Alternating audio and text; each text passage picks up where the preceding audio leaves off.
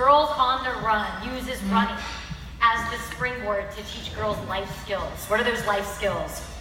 Confidence, compassion, goal setting, and ultimately helping girls reach their limitless potential. And that's why we're here tonight. What can we all do if we believe, right? Just like that song said, when no one else does. If we believe, what can we do? So how many of you all are jazz fans here? All right, yes, I like it, okay. You may know me from the Jazz. I work for the Utah Jazz. I'm their sideline reporter. Kristen Kenney, AKA KK, they call me. So I travel with the Jazz team. I do all the home games and all the road games, and it's a grind, let me tell you, but it's a lot of fun. And I also own a fitness studio here in Salt Lake City called Peak 45, where we empower people, men and women, every day to reach their fitness goals. Today, I may be living my dream, right? But like many of you, I have had to battle that constant doubt, fear, worry, and anxiety. How many of you know what I'm talking about? Yeah. How many of you, if we're honest with ourselves, have asked yourself, can I do this? Am I good enough? What if I fail? That's a common question, right? What if I fail? The fear of failure. Now, these are questions that even though I have this great job, I still ask myself these questions every day.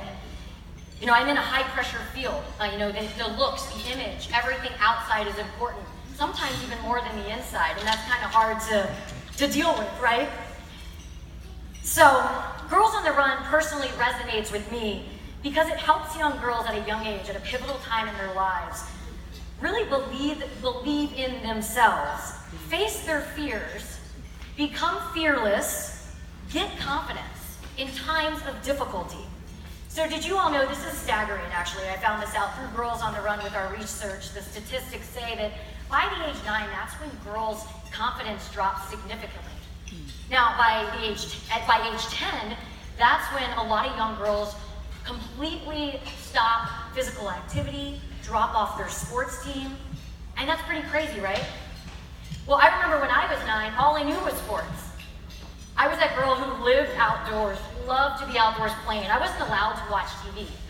So I was running down the soccer field, running in the yard, playing in the dirt. You know, that's all I knew. I was a tomboy. I went every day and I wore my Umbro soccer shorts. You could see some of it in these hilarious throwback pictures.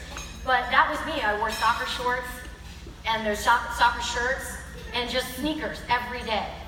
That's all I knew. Well, when I was 13, I moved from the country to the city, and that's when I was introduced to this whole new world, this world where, wow, I don't fit in anymore, right? Have you guys ever had a feeling like that at a young age? You're the new person in school, the new kid in town, and the once tomboy, that didn't fit in. People poked fun at me, people made fun of me, people said, look at that girl wearing her Umbro shorts.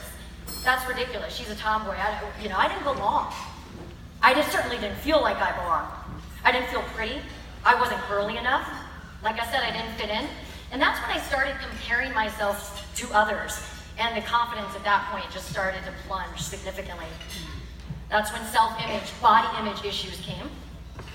I was hanging around the wrong crowd, seeking attention from the wrong people. I did anything to feel accepted and to feel like I belonged. That girl who wore soccer shorts was soon wearing tight jeans and midriff tops and crop tops, and that was how I felt better about myself through my image, not who I really was. Now all of that started to get worse before it got better. I went to LA, then I went to school at University of Miami, and so that was a whole flashy lifestyle in your face. The self-hate really started to enhance. It showed up in a different variety of ways through anxiety attacks that I still deal with today, and with an eating disorder. So I had an eating disorder throughout college, and a lot of it was because I put more value and more emphasis on the way I looked on the outside, not who I was on the inside, right?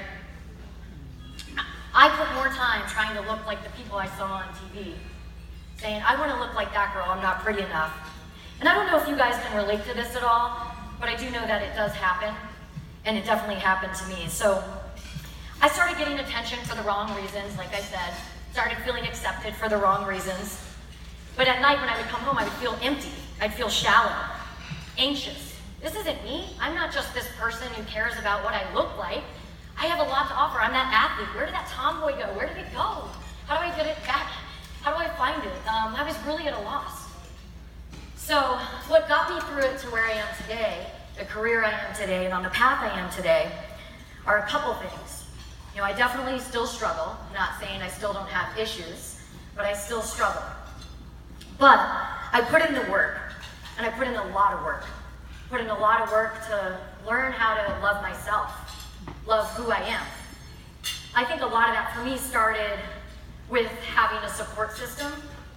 I had two amazing parents, my mom and my dad, real role models, not the role models that you see on TV or on Instagram, real role models. But the reality is that so many young girls, a lot of young girls in this organization and Girls on the Run may not have that support system. They might not have someone to show up, someone to be there when they need them, someone to talk to, open up to. They may not have a real role model, right? Well, Girls on the Run shows up, and they show up when they need it the most. They give these kids, these girls, the tools to manage these everyday emotions, to face adversity that we all face. We all face it in some form or another. So they learn these tools at age 9, age 10, age 13, that prepare them for life, that set them up. And they also teach them to accomplish small goals at a time, because accomplishing small goals actually goes a long way.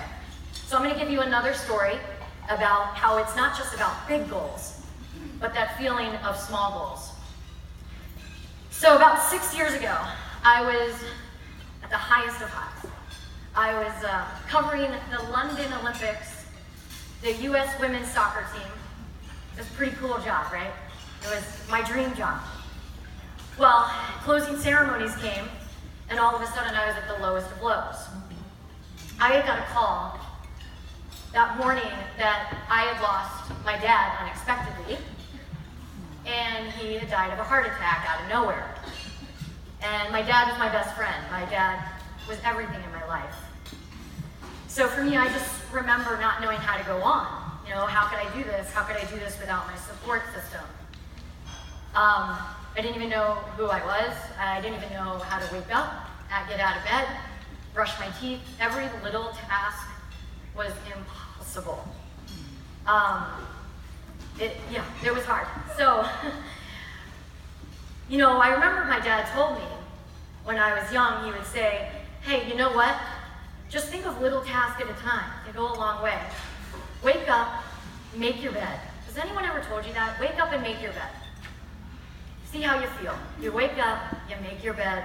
It feels pretty good, right? Okay, I feel accomplished. Well then, you want to do more.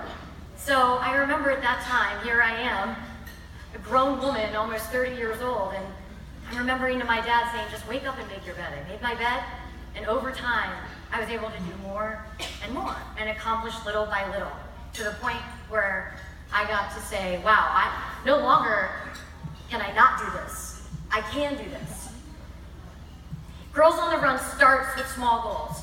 The 5K, as you all probably know. Reaching that goal, crossing the finish line, girls can feel transformed, accomplished, confident. They believe that they can. These small steps soon become milestones.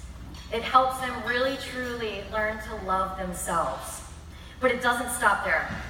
Girls on the Run offers a lifelong support system, a team, a family, true role models, not the ones that you see on TV or social media, not the Kardashians, true, real role models who care, who show up. So with my support system, I was able to find my limitless potential. I went on to play Division I soccer, climb Mount Kilimanjaro, run a New York marathon. Never thought I would do that. Now I work for the NBA, and I own my own company. So like I said before, it looks like I have it all figured out, right?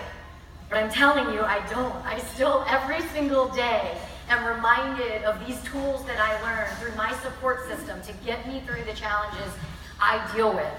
criticism in the industry, comparing myself to others. It's easy for me to see on social media, wow, this girl's doing this, she's ESPN, why am I not there? All of that. But I've learned how to really better manage my emotions and really learn to love where I'm at, love myself, love who I am.